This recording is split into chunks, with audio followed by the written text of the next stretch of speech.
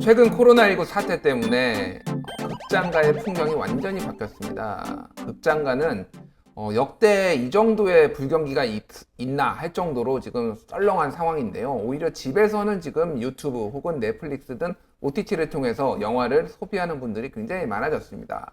그래서 오늘은 코로나19 시대를 맞이해서 저희가 집에서 볼 만한 영화들 전문가를 모시고 추천을 좀 받아보도록 하겠습니다.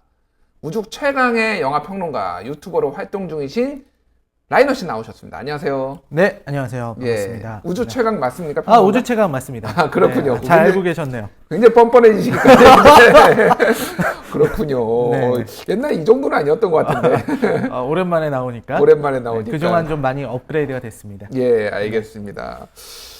자, 극장들이 지금 이 정도로 불경기가 있었나 할 정도로 지금 힘든 기간을 겪고 있고, 우리 라이너 님도 상당히 원래 행사가 많이 있었잖아요. 이런 네. 시사회나 아니면 이런 것들이 있는데 어떠신가요? 요즘 활동이 좀? 지금 영화계는 아주 힘들죠. 저도 이제 관련 종사자, 예. 그리고 평론가 분들이나 혹은 이런 전문 기자님들 만나 뵈면 다들 손가락만 빨고 있다. 지금 행사 자체가 거의 하기가 좀 어려운 상황이고요. 예. 예전에 비해서 진짜 영화 업계가 쪼그라들 만큼 쪼그라들었구나라는 생각이 들어요. 거의 팬데믹 얘기를 많이 하지만 예. 거의 지금 영화계는 아포칼립스 상황이다. 아포칼립스. 네. 그렇군요. 멸망 직전이네요, 지금. 그렇죠. 한마디로. 멸망 직전이죠. 예. 가끔 이제 이 1등 이제 박스오피스 1위 하는 예. 그 영화의 일주일 동안의 성적, 한 열흘 동안의 성적을 보면은 예. 장난하는 것 같은 그런 느낌이 들죠. 5만 명. 아, 5만 명이요? 5만 명인데 압도적 1위. 막 이렇게. 열흘 동안이 5만 명이라고요? 예. 보통 좀 블록버스터 같은 거 하루에 네. 한 10만 명까지 안 되나요? 아니요. 많이 나오는 거 어벤져스 이런 거는 100만 명도 가고요. 그러니까요. 첫 주 주말. 첫 주 주말에. 그리고 첫 주 나올 때 60만, 50만 이렇게도 맞아요. 나왔는데 그러니까 공을 2개 뺀 것 같아요. 아, 500만을 해야 될 작품들이 예. 5만을 하고 있는 거죠. 5만을 하고 있다. 와, 그러면 그 영화들은 지금 다 어디에 가 있나요? 지금 개봉을 일단 안 하는 영화들이 일단 많잖아요. 네, 제작만 하고 개봉 안 하는 영화, 개봉 계속 밀리는 영화들이 많고요. 그리고 이제 헐리우드도 제작을 다 중단한 상태고. 예. 지금도 이제 침입자 같은 영화나 혹은 결백 같은 영화가 개봉 예정인데 예. 계속 밀리고 있습니다. 그렇군요. 5월 달에 개봉 잡았다가 또 6월로 밀리고. 일단 저는 원래 청개구리라서 구제역 될 때 돼지고기 먹고 조류독감 될 때 치킨 먹고 이런 사람이거든요. 약간 군인 마인드군요. 예, 험하게 살아서 그래서 네. 사실 이럴 때 극장 가면 굉장히 쾌적하게 볼 수 있잖아요. 아무도 없이 사실은. 그렇죠. 이 전체를 전세 낸 것 같은 느낌 한 2명씩 앉고 그러더라고요. 제가 네. 저번에 한번 가보니까. 네, 가면은 예. 되게 충격을 받으실 수도 있습니다. 특히 늦은 그래요? 시간에 가면 아르바이트생도 아무도 없고 예. 사람이 아예 아무도 없는 상황에서 혼자 영화를 보고 딱 나왔을 때 정말 아무것도 없어요. 아포칼립스인가요? 정말 아포칼립스. 나는 전설이다 이 느낌 거. 네, 조금 있으면 좀비들이 뛰쳐나오지 않을까? 예. 이 생각이 드는 그런 상황을 지금 보실 수 있습니다. 그렇군요. 알겠습니다. 어찌됐든 불안하시면은 영화 극장에 가라고 우리가 말씀을 드릴 수 없어요. 그래서 그거는 개인의 선택이고 다만 저희가 집에서 볼 만한 띵작들 좀 추천 좀 해달라고 해서 고심을 굉장히 많이 하셨다고요. 이제 어떻게 해야 될까? 이 장르별로 추천을 해야 될까 생각을 하다가 예. 이제 지금 집에서 볼 수 있는 영화 너무 많잖아요. 그렇죠. 그래서 2019년 최신작들로만 모아봤습니다. 아, 그렇군요. 2019년에 개봉한 작품 중에서 5작품을 꼽아봤습니다. 본격적으로 얘기하기 전에 넷플릭스 해외의 OTT 플랫폼이긴 한데 어쨌든 최근에 그 넷플릭스에서 한국 드라마 하나가 인간 수업인가요? 네. 맞나요, 그게? 네, 맞습니다. 인간 수업이란 드라마가 그렇게 인기가 많다면서요? 네, 지금 상당한 인기라고 보죠. 그렇군요. 이게 또 시대랑 좀 많이 이어져서, 예. 그러니까 얼마 전에 우리가 그 유명한 N번방 사건이 있지 않았습니까? 예. 그거랑 어떻게 보면은 유사하다고도 볼 수 있는 내용이에요. 예. 왜냐면 이제 고등학생, 청소년인데도 이제 그런 성매매를 하는 예. 그런 포주 역할로 나오거든요. 그러니까요. 포주 역할을 고등학생이 하는. 네, 그래서 그렇습니다. 이거가 한국의 실상을 정말 잘 보여주는 것이냐 뭐 이런 얘기도 있던데. 네, 요즘 시대의 어떤 새로운 형태의 범죄, 디지털 범죄 이런 것들을 다루고 있기 때문에 관심을 가지지 않을 수가 없죠. 예, 알겠습니다. 어쨌든 뭐 킹덤도 있고 뭐 대한민국이 요즘 넷플릭스에서 굉장히 잘 나가는 것 같아요. 뭐 어떤 K 방역뿐만이 아니라 K 드라마도 역시 좀 한국이 주도를 하는 거가 맞는 건가요, 그러면? 지금 뭐 아시아에서는 지금 뭐 한국 영화도 그렇고요. 예. 뭐 기생충으로 또 아카데미까지 받았으니까요. 예. 그리고 드라마에서도 컨텐츠 파워를 확실히 좀 입증하고 있습니다. 그렇군요. 예. 국뽕 살짝 맞아봤고요. 자, 본격적으로 시작하겠습니다. 자, 기준은 19년에 개봉한 건가요, 기준? 네, 2019년에 개봉한 영화 중에 이제 1000만 영화가 너무 많습니다. 1000만 영화. 2019년에는 뭐 기생충을 시작으로 해서 예. 뭐 엑시트도 거의 950만 정도 오, 갔었고요. 그렇군요. 극한 직업도 1000만 예. 넘었었고 뭐 그 외에 알라딘이라든지 뭐 어벤져스 엔드게임 이런 작품들이 다 1000만을 넘었어요. 겨울왕국 2까지. 예. 그래서 이렇게 잘 나가는 작품은 추천하지 않고요. 예. 300만 이상의 작품도 취급하지 않겠습니다. 네, 그렇군요. 300만 이하의 예. 시청자분들이 좀 놓치셨을 것 같은 그런 작품으로 그렇군요. 선정했습니다. 300만 이하의 띵작들 모아봤습니다. 첫 번째 추천해 주실 작품은 어떤 건가요? 네, 첫 번째 작품은 이제 한국 독립영화의 힘을 보여주는 그리고 정말 2019년 그리고 지금까지 사실 영화계의 큰 이슈가 여성 영화거든요. 예. 여성 영화들이 많이 나오고 또 여성 영화들이 많은 인정을 받았습니다. 그 대표작이 바로 벌새라는 작품이죠. 벌새 이거 양봉하는 영화인가요 혹시? 아, 그런 거 아니 그런 거 아닌가요? 아, 그런 거 아니고요. 예. 요거는 이제 90년대 초반, 1994년 정도 그때쯤에 90년대 초반에 이제 대치동 음마 아파트에 예. 살고 있는 중학생, 여중생 은희라는 캐릭터가 펼치는 이야기예요. 그렇군요. 일단 94년이면은 그리고 여중생이면은 대략적으로 뭐 1980년생 뭐 이 정도 근처인 것 같은데 보니까. 네, 보통 그 정도 나이대죠. 예, 예. 그래서 그때 당시 이제 중학생이었던 90년대 초중반의 중학생이었던 이제 친구가 나옵니다. 예. 그래서 그 아이가 바라보는 그 여중생이 바라보는 세계를 그린 거예요. 특히 이제 배경이 대치동 음마 아파트잖아요. 음마 아파트. 대치동 음마 아파트라고 하면 너무나 유명한 아파트이기도 하고, 예. 그리고 대치동이라는 것 자체가 뭐라고 할까요? 우리나라 학구열의 중심이지 않습니까? 예, 예. 그 학구열의 중심에서 이 은이라는 아이는 공부도 잘하지 못하고 또 집에서는 오빠에게만 모든 걸 올인하고 있는 예. 이런 상황이기 때문에 어떻게 보면 내 인생은 어떻게 되는 걸까? 나는 별로 중요하지 않은 사람인 것 같아. 라는 생각을 갖고 살아가는 사춘기 여학생의 뭐라고 할까요? 삶이라고 할까요? 그런 걸 그린 거죠. 이게 그러면은 약간 뭐 극적인 반전이나 뭐 이런 뭐 장르로 따지면은 그냥 드라마. 네, 드라마죠. 예, 예. 드라마고 물론 극적인 사건들이 있습니다. 어. 이 영화에서 굉장히 또 94년이라는 해 자체가 예. 엄청 큰 사건들이 많이 있잖아요. 뭐 몇 개 그 자연재해라고 할 수는 없고 인재가 있었죠. 그러니까 네, 뭐. 그렇습니다. 예. 그래서 그런 사건들, 예. 정말 많은 사건들이 돌아가는데 또 은희의 삶은 은희의 삶대로 돌아가요. 그러니까 예를 들면 은희가 이렇게 병원에 입원하게 되는데 예. 귀에 예. 좀 다쳐서 입원하게 되는데 그때 TV에서는 김일성 사망 뉴스가 나오고 있습니다. 김일성 사망 아마 7월이었던 걸로 기억을 하는데 네. 정말 더웠어요 그때. 김일성 사망 뉴스가 예. 나오고 있는데 은희는 그 어른들은 다 그걸 보고 있는데 은희는 그게 중요하지 않은 거예요. 은희의 세계에서는 예. 친구들 관계가 더 중요한 거죠. 그렇군요. 그렇게 살아가던 은희가 이제 세상의 문제와 은희의 삶의 문제가 딱 맞닥뜨려지는 지점이 바로 성수대교 붕괴 사건입니다. 성수대교 붕괴 사건 때 그때 어디 여고였죠? 숙명여고였나? 제가 헷갈립니다. 그 여고생들이 많이들 그때 죽었어요. 그때. 네. 예. 그래서 지금 보시면 나오지만 저게 예. 이제 그 성수대교를 바라보고 있는 그런 그렇군요. 장면이죠. 그때 그 기억이 나네요. 이게 어떻게 보면은 그 당시의 사건들로 한국 사회를 재조명하는 뭐 그런 거일 수도 있겠네요. 그러니까. 그런 내용도 있지만 예. 사실 이 내용의 가장 중요한 거는 은희라는 캐릭터예요. 은희라는 사실 캐릭터. 이 영화를 보기 전까지 예, 예. 물론 어느 정도는 저도 알고 있다고 생각을 했지만 예. 저는 사실 이 여자들의 특히 여학생들이 세상을 어떻게 바라보는지를 알 수 없었거든요. 근데 이 영화를 보면은 여학생의 눈에 비친 세상이 어떻게 보이는지가 나옵니다. 그렇군요. 대표적인 장면이 어떤 예. 거냐면 중간에 은희가 다쳤을 때 예. 아파서 병원에 갔을 때 병원 의자에서 기다리는데 아버지가 울어요. 왜 우나요? 뭐 다쳤으니까 울 그렇죠. 수도 딸이 있죠. 예, 이렇게 다쳐가지고 와 있으니까 예. 아버지가 웁니다. 근데 그 아버지가 우는 장면을 보고서 은희가 정말 너무 놀라는 거예요. 그러니까 은희의 세계에서 있을 수 없는 일이 벌어진 거죠. 아버지는 맨날 바쁘기만 하고 뭐 이를테면 엄하기만 하고 이런 사람이었는데 눈물도 흘릴 줄 아는 사람이구나 이런 거에 놀란 건가요? 그렇죠.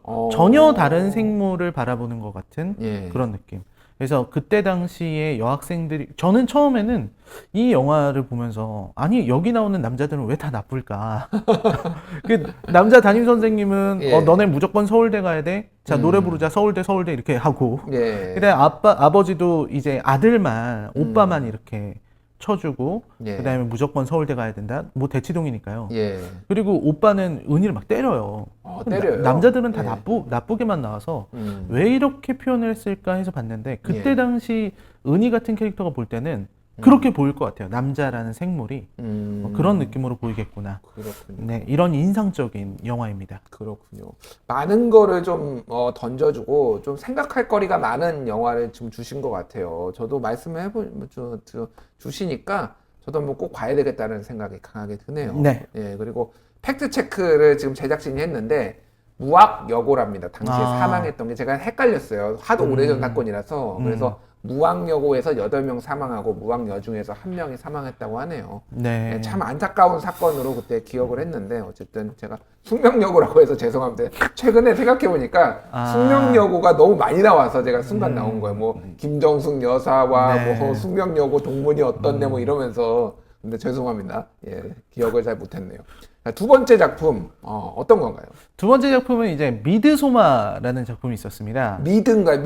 미국 드라마를 그런 거 아니고요. 그런 거 아닌가요? 미드소마라고 이제 예. 그 서양 저쪽에 북유럽 쪽에 있는 그 축제의 이름이 미드소마인데 네, 미드소마라는 작품입니다. 저 영화를 만든 감독이 바로 아리 에스터라는 감독이에요. 예. 이 아리 에스터 감독은 그 유전이라는 영화 혹시 아십니까? 유전이요? 네. 유전이 그 기름 유전인가요? 아니면 우리가 네. 이어져 내려오는 유전인데 이어져 내려오는 유전. 예. 그 얼마 전에 이제 2018년 정도에 개봉한 걸로 기억을 하는데 예. 그 영화가 최근에 나오는 공포 영화, 호러 영화 중에서 가히 원탑이다. 제가 그거를 인터넷 검색하다가 우연히 본 것 같아요. 그 유전이라는 영화가 매우 무섭고 잘 만들어졌다. 네. 예. 정말 잘 만든 영화인데 그 영화를 만들고 나서 아리 에스터 감독은 일약 스타가 됐고 모든 사람들의 이런 뭐라고 할까요? 관심을 받는 그런 감독이 예. 됐습니다. 그렇군요. 그 감독의 신작이 바로 미드소마라는 작품이죠. 이건 장르가 뭔가요? 미드소마는? 장르 미스터리죠. 미스터리물입니다. 예. 그래서 이 영화는 보면 예. 이제 어떤 이 여주인공이 가지고 있는 개인적인 어떤 정신적인 문제가 예. 있거든요. 마음의 상처, 이런 어떤 우울증, 이런 것들이 사실은 이 미드소마라고 하는 이 특별한 그 뭐라고 할까요? 어떤 공동체를 만들어 놓고 예. 그 공동체 안에서 살아가는 사람들이 벌이는 하나의 의식이에요. 예. 근데 거기에 이제 외부 사람들을 데리고 가서 제물화하거나 아니면은 일원으로 받아들이게 되는 그런 의식을 벌이는 거죠. 예. 그래서 저기는 어떤 우리들이 가지고 있는 상식과는 전혀 다른 세계가 펼쳐집니다. 그리고 그렇군요. 그 안에서 뭐 마약이랄지 이런 것들이 계속 동원되기 때문에 저기로 간 친구들이 한 명 한 명씩 희생돼요. 이게 약간 이런 식의 이제 매우 강하고 고립된 그 어떤 공동체 내에서 벌어지는 사건들이 몇 개의 영화가 있었는데 대표적인 게 저는 뭐 똑같진 않지만은 이끼 같은 경우에도 약간 그런 느낌이잖아요. 사실은 네. 시골 마을에서 벌어지는 강한 결속력, 과거에 어떤 종교단체로 엮인 뭐 이런 네네네. 것들이 있잖아요. 약간 그런 느낌이 있네요. 네, 그런 느낌인데 여기는 굉장히 강력하죠. 강력하고. 네, 그리고 여기서 나오는 어떤 여러 가지 형벌의 형태 같은 경우를 보면 이제 서구의 어떤 전통적인 것들이 많아요. 예. 대표적으로 이제 이 그 독수리형 같은 게 있거든요. 예. 그게 무슨 독수리라고 하는데 사람을 독수리 모양으로 죽이는 겁니다. 그 바이킹들이 예전에 했던 그런 전통적인 방식이었다고 해요. 그러면은 뭐 이렇게 날개처럼 이렇게 뭐 하는 네. 건가요? 그러니까 등뼈를 사람이 이렇게 너무 잔인하니까 그만하겠습니다. 등뼈를 그렇군요. 해서 고등어 갈비뼈를 발라먹듯이 이렇게. 네, 이렇게 예. 그런 어떤 잔인한 장면들도 나오고 오. 또 이제 어떤 그 공동체 내의 자기들만의 종교 예. 이것들이 의미하는 것들이 굉장히 큽니다. 그래서 그렇군요. 이 영화는 보고 나면은 계속 보게 되는 그런 작품이기도 하고 또 아리 에스터라는 감독의 특징이 이렇게 잘 드러나는 그런 영화라고 할 수 있죠. 그렇군요. 어떤 서사나 플롯이 좀 많이 보시기에는 좀 굉장히 탄탄한가요, 이 영화는?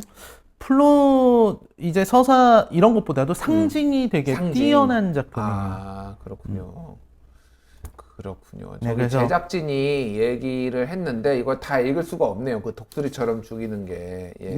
등가죽을 칼로 잘라내고 갈비뼈가 보이도록 하고 뭐 있는데 제가 더 읽지는 않겠습니다. 네, 피해 독수리라는 피해 독수리. 네. 그렇군요. 이게 오딘에게 바치는 거라고 하네요. 오딘은 이제 뭐 북유럽의 그 신이죠. 그래서 토르의 아버지 그 오딘인 것 같은데 보니까. 근데 그분은, 그러니까 여주인공은 왜 저 공동체에 들어가는 거예요? 이제 처음에는 갈 생각이 없었지만 예. 이제 친구가 꼬드긴 거죠. 아. 친구가 원래는 이제 남자들끼리 놀러 가자 이런 식으로 했는데 예. 이 여주인공은 굉장히 많은 상처를 갖고 있었기 때문에 예. 남자친구랑 같이 끼어서 가게 됩니다. 그리고 거기에서 바로 이 미드소마 축제의 핵심이라고 할 수 있는 이제 꽃의 여왕까지 올라가게 되는데 그렇군요. 그 과정이 되게 재밌고요. 예. 그리고 이제 주인공 역할을 맡은 배우가 아마 플로렌스 퓨라는 배우인데 예. 정말 너무 연기를 잘하는구나 이걸 느낄 수 있는 그런 영화이기도 합니다. 그렇군요. 제가 사실 굉장히 마음에 드는 게 저 이런 장르 굉장히 좋아합니다. 좀 피 좀 나고 선열이 낭자하고 이런 장르 굉장히 좋아하는데 네. 꼭 봐야 되겠다는 생각을 들게 하는 그런 작품이네요. 어쨌든 재밌으니까 추천을 하신 거니까 많이들 보시기 바라고요. 세 번째 작품은 어떤 건가요? 이 세 번째 작품은 정말 미드소마 같은 경우는 어떤 장르적으로 예. 그런 공포 미스터리 이런 측면이었다면 이 작품은 정말 재미를 추구하는 작품이죠. 바로 나이브스 아웃이라는 작품이에요. 나이브스 아웃, 나이브한 것들은 다 아웃이야, 뭐 이런 건가요? 그렇죠. 이 순진하게 굴지 말라는 거죠. 예. 이 나이브스 아웃은 이제 좀 이렇게 말씀드리면 될 것 같아요. 예. 에거셔 크리스티 느낌의 추리 영화다. 추리. 한국에서는 거의 추리 장르가 잘 힘을 못 쓰긴 했어요. 네. 그렇죠. 근데 해외에서는 뭐 셜록 홈즈 같은 드라마도 다시 리메이크 되기도 하고 뭐 네. 굉장히 많은 추리물들이 있는데 이게 어떤 느낌의 추리물인가? 추리물도 굉장히 종류가 많잖아요. 이거는 아까 말씀드렸듯이 예. 에거셔 크리스티 느낌. 그러니까 정통 추리죠. 그러니까 일단은 에르큘 포아르 같은 그런 탐정이 나오는 건가요? 나옵니다. 네. 부느와 블랑인가 할 거예요. 예. 아무튼 그런 탐정이 나옵니다. 되게 설명만 들어도 재밌잖아요. 그러니까요. 탐정 예. 나온다 그러면 재밌거든요. 예. 게다가 이제 여기서 살인 사건인데 예. 이 살인 사건의 대상이 되는 게 할아버지가 돌아가시는데 그 할아버지가 바로 유명 소설가입니다. 그것도 추리 소설 작가. 그렇군요. 그래서 자기 명의로 이렇게 출판사도 있어요. 예. 그리고 문제는 이 소설가가 사망한 채로 발견이 됐다는 거죠. 이게 자살이냐 아니면 타살이냐. 예. 그리고 자녀들은 각각의 다 용의선상에 설 만한 충분한 이유들이 있습니다. 자녀들이. 그러니까 누구라도 정말 아버지를 죽이고 재산을 갈취하려고 했을 것 같다라는 의심이 드는 친구들이에요. 예. 그리고 여기에서 가장 중요한 인물로 이제 그 집에서 일하는 간호사, 간호를 해주는 친구가 나오게 되죠. 그렇군요. 그 친구가 이제 굉장히 재밌는 캐릭터인데 왜 재밌냐면 거짓말을 못해요. 거짓말을 하려고 하면 예. 토합니다. 선천적으로 그런 건가요? 네, 선천적으로 거짓말을 하려고 하면 토해요. 그렇군요. 그래서 부누아 블랑이라는 탐정 입장에서는 예. 얘는 걸어다니는 거짓말 탐지기입니다. 가서 뭐 물어봐서 예. 토하면 거짓말이고 대답하면 진짜인 거예요. 그렇네요. 네. 참 독특한. 굉장히 보고 싶어요. 보고 싶은데 저는 예전에 아마 제가 초등학교 때였던 걸로 기억하는데 그 에거서 크리스티 작품을 굉장히 많이 읽었어요. 한동안 추리 속에 빠져가지고. 근데 특급 살인 오렌지 사건 특급 살인 사건. 충격을 받았어요, 사실은. 예, 뭐 그거를 보신 분도 있고 안 보신 분도 있겠지만 워낙 유명한 작품이니까 말씀드리면 모두가 범인이라고 했을 때 그 전율과 공포는 약간 그 반전은 거의 식스센스급이었다 네. 저한테는. 아, 이걸 얘기하셔도 됩니까? 아니 뭐 어차피 워낙 유명한 작품이니까. 저도 처음 전 봤던 게 이제 그리고 아무도 없었다. 그리고 아무도 없었다. 그거는 보면서 가만히 생각해 보다 보면 아 그거구나라고 생각하게 되는데 예. 오리엔트 특급 살인은 정말 전율이죠. 전율이죠. 그러니까 그래서 뭔가 이 작품도 뭐 뭔가 그런 냄새가 그냥 저는 전혀 모르는데 왠지 그런 냄새가 좀 나지 않을까 그런 느낌이 네. 들어서 제가 요거는 전율도 전율이지만 예. 이 후반부에 일어나는 반전이 아주 재밌고요. 반전이요. 그리고 예. 이제 크리스 에반스 캡틴 아메리카였던 배우가 이제 여기서는 되게 능글능글한 크리스 그런 인물로 에반스가 네. 그런 인물로 나오고요. 저 예. 표정만 봐도 아시겠지만 그렇네요. 네, 굉장히 예. 능글맞잖아요. 그리고 이제 부누아 블랑의 마지막 그 어떤 추리 장면에서의 카타르시스가 있습니다. 예. 추리를 딱 해석하면서 네. 이 모든 사건의 원인은 이거였다. 딱 밝히는 그렇군요. 약간 소년탐정 김전일 스타일. 아니면 명탐정 코난. 코난, 범인은 코난도. 당신입니다. 뭐 이렇게. 아, 그거는 김전일이고요. 코난은 김전일이고. 뒤에서 예. 음성 조작을 하죠. 음성 조작하는 거. 네. 예. 그렇군요. 제 요즘 딸내미가 좀 아직 어린데 엉덩이 탐정이란 걸 보고 있어요. 아, 엉덩이 예. 탐정. 얼굴이 엉덩이 모양이라서 네네네. 거의 이것도 그 뭐 김전일이나 코난 같은 걸 베낀 건데 거의 베꼈다고 보이는데 마지막에 방구를 끼워가지고 네. 모든 사람을 제압하는 그런 건데 갑자기 생각이 나네요. 아, 네네. 죄송합니다. 엉뚱한 얘기를 내가 추리 소설을 좋아한다라는 말씀을 드린 거고요. 자, 다음 작품은 어떤 건가요? 다음 작품은 이제 사실 2019년 초에 개봉한 영화인데요. 네. 더 페이버릿 여왕의 여자라는 작품입니다. 더 페이버릿 여왕의 여자. 네. 여왕이라면 여기서는 엘리자베스 여왕을 혹시 얘기하는 건가요? 아니요, 엘리자베스 여왕은 아니고 예. 그 앤 마리였을 거예요. 저도 갑자기 물어봐서 기억이 안 납니다. 예, 예. 근데 이제 이 더 페이버릿 여왕의 여자는 이제 그 요르고스 란티모스 감독의 예. 신작이죠. 요르고스 란티모스 감독이라고 하면은 이제 더 랍스터라든지 예. 혹은 뭐 그런 작품들이거든요. 그 뭐라고 할까요? 약간 부조리극이라 부조리. 좀 어려운 작품이다 이렇게 어려운 영화를 만든다 이렇게 예, 알려져 있는 사람이 예. 요르고스 란티모스인데 이 작품은 요르고스 란티모스의 특징이 잘 나오면서도 한편으로는 되게 대중적인 작품이에요. 그래서 요르고스 란티모스 스타일답지 않게 되게 웃으면서 볼 수 있는 예. 그런 작품입니다. 그렇군요. 그럼 대략 앤 여왕이 맞다고 하네요. 네, 앤 여왕. 기억력 훌륭하시네요, 정말. 예. 맞춰서 다행입니다. 순간 움찔했습니다. 이건 장르가 그러면 이거는 어떻게 되는 건가요? 대략? 장르는 이제 사실은 이 왕실을 놓고서 예. 왕실의 이제 그 앤 여왕의 어떤 삶과 그리고 그 앤 여왕의 사랑을 놓고서 다투는 두 여자의 싸움이라고 볼 수 있겠습니다. 이 요르고스 란티모스 작품인데 여기서 남자들의 비중이 매우 작아요. 그래요? 이거는 순수하게 여자들의 이야기예요. 예, 여자들의 암투와 우정과 뭐 이런 질투, 것들을 이런 것들이죠. 뭐 이런 것들을 다룬 거군요. 네. 일단 지금 화면에도 나가고 있지만은 약간 바로크까지는 아닌 것 같고 어쨌든 좀 이게 뭐 어떤 복식들이나 이런 것들이 굉장히 화려하네요. 네, 화려한 복색과 그다음에 의상 예. 이런 것들 그리고 미술 이런 것들은 아름답기로 이루 말할 수가 없고요. 예. 특히 이제 요르고스 란티모스 감독의 특징적인 뭐라고 할까요? 광각 카메라 이런 예. 것들을 사용하고 또 아래에서 위로 찍는 이런 독특한 촬영 방식들이 있어요. 예. 그런 어떤 연출 방식 때문에 실제로 보는 것보다도 더 웅장하고 장엄하게 느껴지는 그렇죠. 궁궐의 모습이 되게 일품입니다. 그렇네요. 그러니까 밑에서 사람을 위로 올려 찍으면 사물이나 사람을 그러면 굉장히 커 보이고 더 뭔가 권위 있어 보이잖아요. 네. 상당히. 그런 식으로 많이 촬영을 했군요. 그리고 이제 앤 여왕의 어떤 외로움과 그리고 어떤 여왕으로서 가질 수밖에 없는 필연적인 고독 예. 그리고 이 요르고스 란티모스 감독 특유의 어떤 비틀림 이런 것들이 잘 드러나 있는 대단한 수작이죠. 그렇군요. 네. 예. 그래서 오늘 지금 4개의 영화를 소개를 해주셨는데 아직 하나가 남았고 근데 굉장히 장르별로 하나씩 다 준비를 해오셨네요. 보니까. 그렇습니다. 다양하게 그 골라 짧은 시간에 그러니까 그 짧은 시간에 갑자기 전화를 주셨는데도 골라 먹을 수 있게 하나씩 해주셨는데 마지막 작품 궁금합니다. 마지막 작품 어떤 건가요? 네, 마지막 작품은 역시 짜릿한 액션이 빠질 수가 없기 때문에 액션. 예. 네, 포드 V 페라리 이 영화를 포드와 포드 대 페라리죠. 네, 그러니까. 포드 v 페라리, 포드 예. 대 페라리. 예. 네, 이런 영화입니다. 그렇군요. 이거는 약간 그 누구죠? 그 유명한 헐리우드 배우 그 뭐죠? 그 크리스천 베일이요? 아니야 트리플 X였네. 그 빈 디젤. 예, 예. 네. 그 친구가 나와서 운전하는 것 같은 약간 그런 느낌인 건가요? 그러면? 아, 요거 예, 그렇게도 보실 수 있는데 예, 요거는 포드 v 페라리 아닙니까? 예. 실제 역사상으로도 이 포드가 예.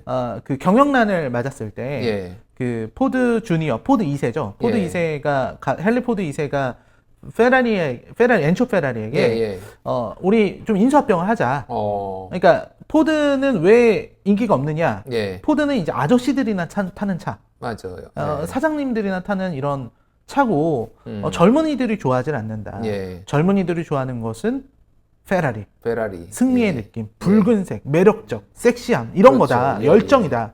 그래서 그걸 가지러 갔는데 엔초 엔초 페라리가 이제 무시를 한 겁니다. 포드를. 아. 대기업, 미국의 대기업 포드를 예. 너네가 차를 만들 줄 아냐 뭐 이런 거죠. 아. 차도 만들 줄 모르는 애들이 예, 무슨 예. 뭘 하느냐. 그래서 엔초 페라리에게 모욕을 당했습니다. 헨리 포드 2세가. 돼지 같은 뭐 예. 자본 막 이렇게 욕을 한 거예요. 예, 돈만 밝힐지 영혼도 없고 뭐 그렇죠. 장인 정신도 없고 막 이런 식으로 모욕을 당했군요. 그리고 당신은 헨리 포드가 아니다라는 말까지 들었어요. 아. 헨리 포드 2세일 뿐이다. 예. 이런 모욕을 당하니까 이제 불러 모은 겁니다. 어. 나 자존심 상했어. 예. 다 필요 없어. 페라리를 이기는 게 우리 목표다. 그것도 페라리를? 르망 24에서. 르망 24라는 예. 아주 뭐 그 데이토나 USA처럼 음. 이렇게 하는 그 자동차인데 이제 자동차의 내구성을 시험하는 예. 24시간 내내 경주를 하는 그런 어떤 경주 방식이죠. 레이스죠. 예, 예. 그 레이스에서 페라리의 콧대를 꺾겠다. 그래서 이 콧대를 꺾기 위해서는 반드시 필요한 인물이 있는데 예. 그 인물이 이제 맷 데이먼과 크리스천 베일로 나오게 되는 거죠. 아, 실제로 유명한 역사상 실존 인물들이에요. 한 명은 뭐 레이서인가요? 그럼 한 명? 네, 한 명이 이제 레이서고요. 레이서이면서 동시에 예. 이제 뭐 레이서만 하는 게 아니라 메카닉도 네, 같이. 메카닉도 같이 하시는 거예요. 아, 네, 그렇군요. 그리고 맷 데이먼은 전체적인 어떤 뭐라고 할까요? 팀 크루의 리더 이런 느낌이죠. 네. 아, 그렇군요. 그래서 이 사람들이 포드 측에 서서 네. 이제 페라리와 대결하는 이런 전체 스토리는 그런 거네요. 그러니까. 네, 그렇죠. 그래서 페라리를 이기기 위해서는 예. 반드시 이 사람들이 필요하다. 근데 맷 데이먼은 되게 수완이 좋은 사람이거든요. 예. 그리고 근데 크리스찬 베일은 이제 말을 안 듣는 사람인 거죠. 아. 그러니까 장인 정신 장인 있고 정신이 승부욕 있고 음. 오히려 페라리 같은 사람이에요. 그렇군요. 맷 데이먼은 그 안에서 포드인 거고요. 그러니까 바깥에서 포드와 페라리가 싸우지만 또 안에서는 페라리의 정신을 갖고 있는 크리스찬 베일과 예. 그리고 포드 스타일의 맷 데이먼이 또 안에서 또 대결을 벌여요. 예. 네, 그 아주 재미난 영화입니다. 굉장히 일단은 뭐 이 두 배우만으로도 뭐 완전 연기파잖아요. 네. 두 배우만으로도 저는 진짜 막 엄청 군의가 땡기네요. 특히 이제 크리스찬 베일의 연기가 너무 뛰어나서요. 예. 아마 2019년에 조커가 없었다면, 호아킨 피닉스가 없었다면 크리스찬 베일이 받았을 것 같아요. 그렇군요. 그 정도로 뛰어난 연기, 정말 예. 저 사람이 사람인가 싶은 그런 연기를 보여줍니다. 그렇군요. 왜냐면 이전작이 예. 바이스란 영화거든요. 바이스. 예. 바이스에서 엄청 뚱뚱하게 나와요. 맞아요. 예. 살찌웠던 거 기억합니다. 엄청나게 뚱뚱한데 음. 바로 다음 작품인 포드 v 페라리에서는 무슨 마술처럼 애가 빼빼 말라갖고 나옵니다. 그렇군요. 저는 저는 사실은 이 지금 나오는 이 화면에서 크리스찬 베일인지 못 알아봤어요. 사실 네. 너무 말라가지고 맷 사실은- 데이먼은 얼굴이 남아 있는데. 네, 사실은 이제 걱정이 될 정도예요. 저래도 되나 싶을 정도로 뭐 배우의 어떤 캐릭터 소화도 중요하지만 저 사람도 이제 건강을 생각해야 되지 않을까. 그러게요. 네, 그런 생각이 듭니다. 예전에 한국에서도 고무줄처럼 몸무게를 늘리고 줄이고 이런 배우들이 좀 있었잖아요. 네, 뭐 김명민 배우라든지. 예, 네. 그런 분들 그런 건강을 생각해야 되는데 어쨌든 그 두 배우만으로도 우리가 볼만하다라고 생각이 들고 어떻게 보면은 역설이네요. 그 크리스찬 베일이 예전에 대표적으로 유명했던 게 아메리칸 사이코 뭐 이런 것도 있지만 가장 유명한 건 역시 다크나이트였고 네, 다크나이트. 거기에서 조커를 두드려 잡는 역할인데 호아킨 피닉스가 조커였고 조커한테 밀려서 지금 다크나이트가 상을 못 받았다. 이것도 약간 아이러니네요. 그때도 네. 히스레저한테 밀렸어요. 아, 그렇군요. 스트레이트한테 밀렸네요. 생각해보니까. 안타까운 캐릭터였습니다. 알겠습니다. 자, 5개 영화, 네. 다 땡기고, 다 훌륭한 작품인 것 같아요. 이 중에서 가장 반응이 좋았다? 뭐, 사람들한테 많이, 뭐, 호감은 아니고, 일단 관객 수로는 가장 좀 많았던 게 어느 건가요? 관객 수는 포드 v 페라리가 제일 좋았던 것 같아요. 이게 아. 170만인가 그렇던데, 예. 되게 놀랄 정도였어요. 전 300만 넘을 줄 알았거든요. 예. 그래서 포드 v 페라리가 많이 보신 영화인 것 같고요. 예. 제가 가장 봤을 때, 누가 봐도 무조건 재밌다 싶은 거는 나이브스 아웃. 이거는 그냥 재밌습니다. 그냥 재미로는 재밌어요? 뭐 다른 의미는 필요 없고요. 예. 그냥 정말 재밌어요. 아, 보면 재밌을 겁니다. 나이브스 아웃. 네. 나이브스 아웃은 81만에 봤다고 하네요. 네. 100만에 못 넘긴 작품들도 꽤 있군요. 요즘은 워낙 블록버스터가 또 뭐 대형, 1000만 영화가 많이 나오다 보니까 또 밀리는 영화들도 많이 있네요. 네, 1000만 영화만 보다가 예. 사실 이 영화들은 진짜 1000만 영화들 못지 않은 작품들이거든요. 예, 그렇군요. 지금 별점 10개 주신 분, 네이버 평점인데, 저 별점 10개 주신 분이 지금 겨울왕국을 볼 때가 아닙니다. 이렇게 네.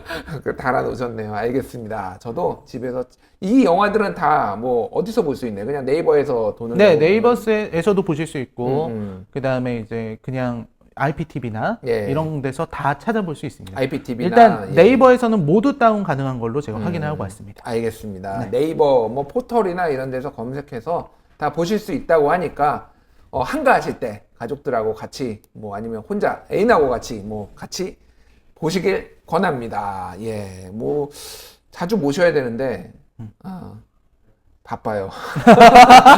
제가 바쁜 게 아니라 너무 바쁘신 거 아닙니까? 예, 요즘 많이 바쁩니다. 예, 바쁘신 거 아는데 바쁘심에도 불구하고 오늘 나와주신 라이너님 감사드립니다. 네, 고맙습니다. 예, 감사합니다.